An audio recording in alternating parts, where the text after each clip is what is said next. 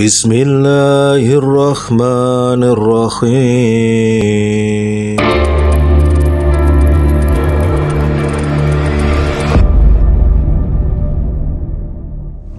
Mengawali pertemuan kita dengan sambutan yang sangat baik mengenai bekal kehidupan, yaitu amal. Saya jadi ingat Rasulullah pernah bersabda dalam sebuah hadis, yadba'ul mayyita salah satu, mayat itu akan diikuti oleh tiga, ahluhu wa maluhu wa amaluhu, keluarganya, hartanya, dan amalnya. Yarji usnani wa yabqa wahidun, yang dua kembali tidak menemani, dan yang satu terus menemani mayat itu.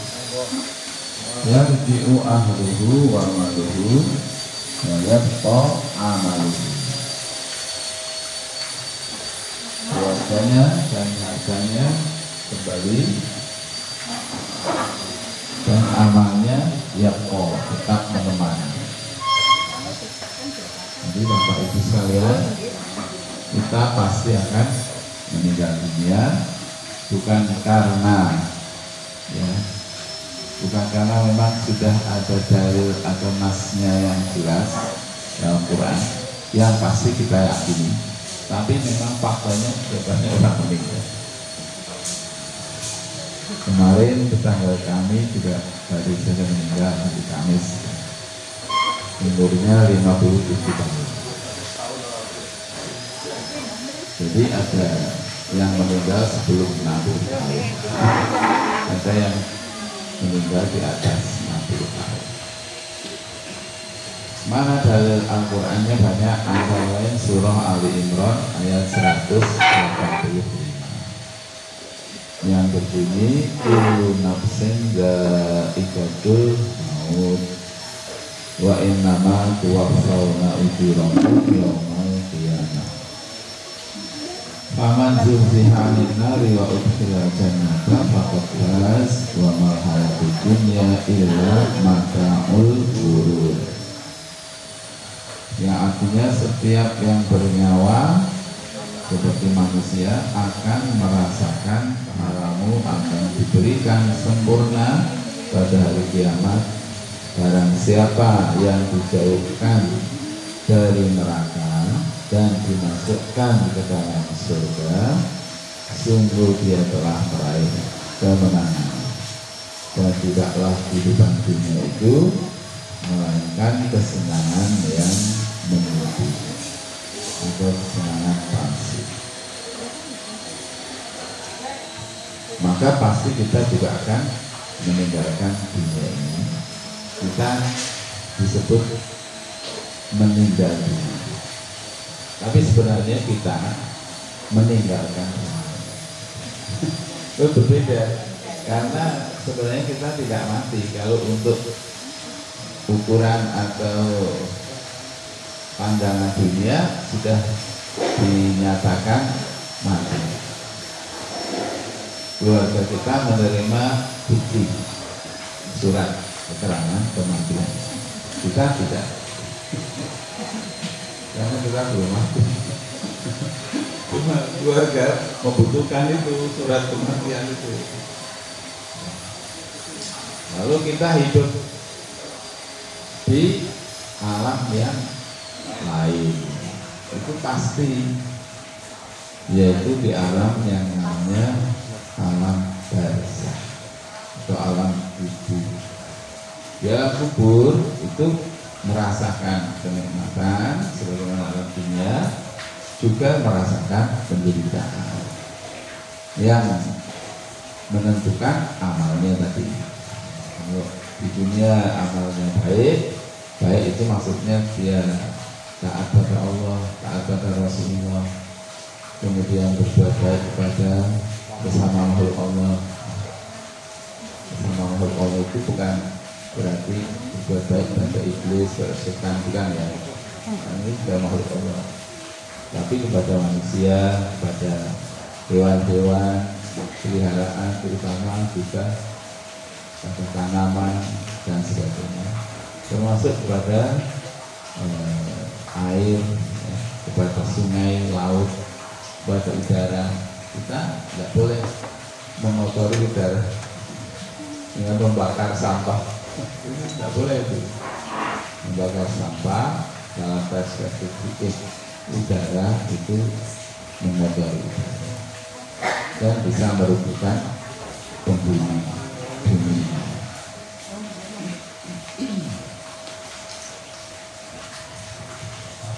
Nah, selanjutnya bekal yang akan kita bawa itu disebutkan dalam surah Al-Baqarah 197 dengan istilah sebaik-baik bekal adalah takwa. Takwa itu apa bedanya dengan iman? Iman itu bagian dari takwa. Apa bedanya dengan ihsan? Ya, ihsan itu bagian dari takwa. Jadi takwa itu mencakup kesempurnaan sifat-sifat orang yang beriman, orang yang berislam.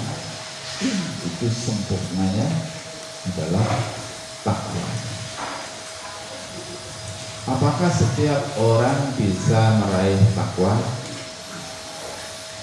Jawabannya hanya orang yang beriman, orang Islam. Kalau orang yang tidak Islam, tidak beriman, maka tidak mungkin menjadi orang yang bertakwa.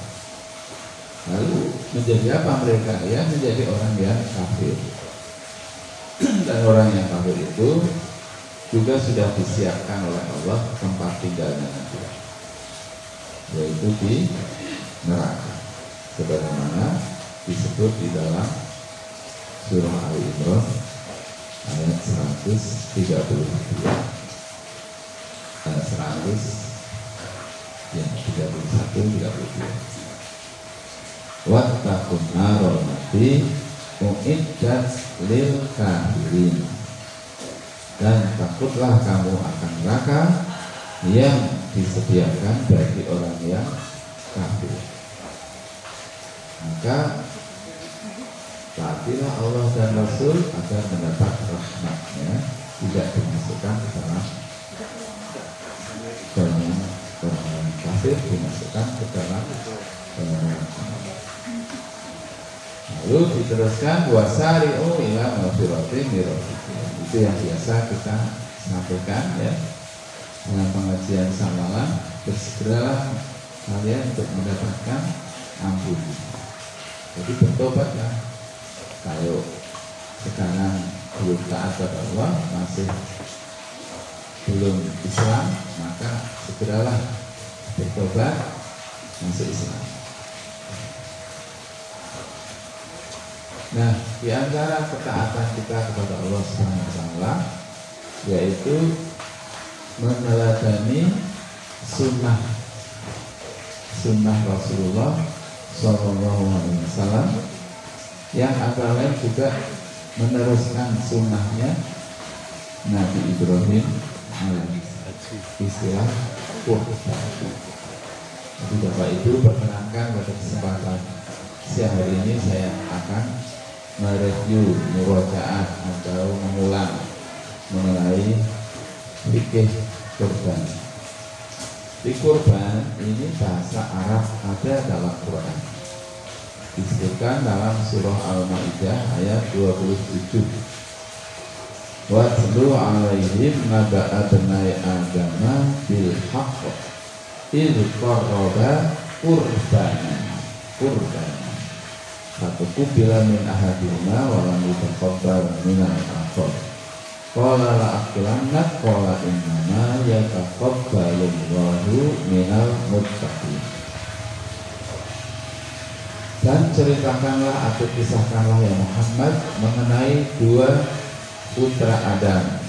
Jadi Nabi Muhammad ini belum pernah bertemu dengan Nabi Adam dalam kesehariannya, tapi bertemu pada peristiwa Mi'raj, yang Isra Mi'raj, di mana Nabi Adam berada di langit yang pertama. sesuai dengan keterangan di dalam beberapa kitab hadis. Tapi dalam kesehariannya hidupnya jauh rentang waktunya.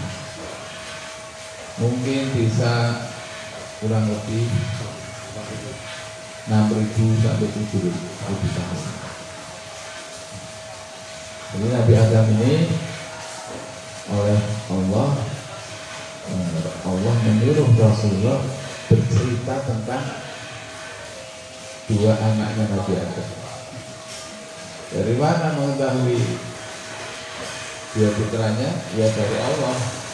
Allah yang maha mengetahui, Allah yang menciptakan Adam dan melahirkan keturunan-keturunannya sebagaimana disebut di banyak sekali ayat Al-Quran.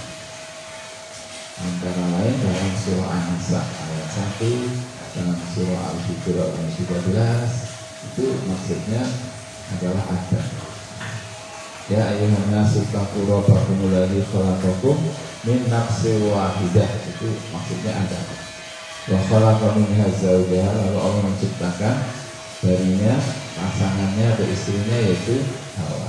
Wabasa minhuma, dan dari keduanya Allah menebarkan anak turunannya rijalan kasir, banyak orang laki-laki, wanita dan juga anak perempuan.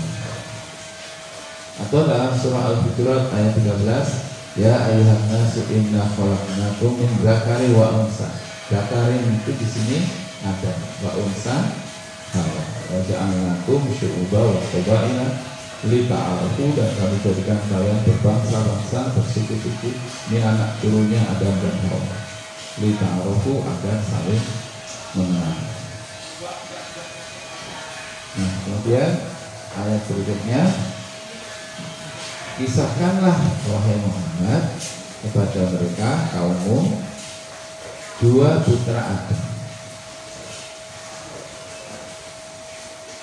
Ibnai, jadi asalnya ibnani, jadi ibnai Adam bil haqq, dengan sebenarnya. Il qarraba qurban, ketika mereka berdua melaksanakan kurban. Kurban secara bahasa artinya melakukan pendekatan, mendekatkan diri.